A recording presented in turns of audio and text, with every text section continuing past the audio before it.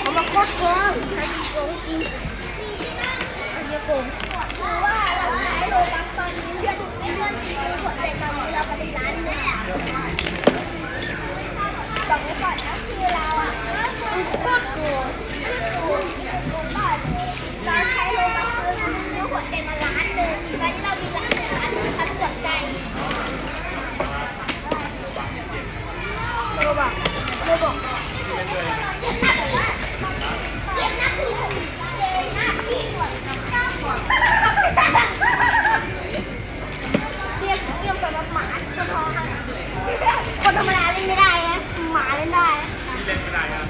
แต่ที่เล่นเอาที่หมาเป็นหมาใจโอ้ยฮะไปยังไปตุยครับผม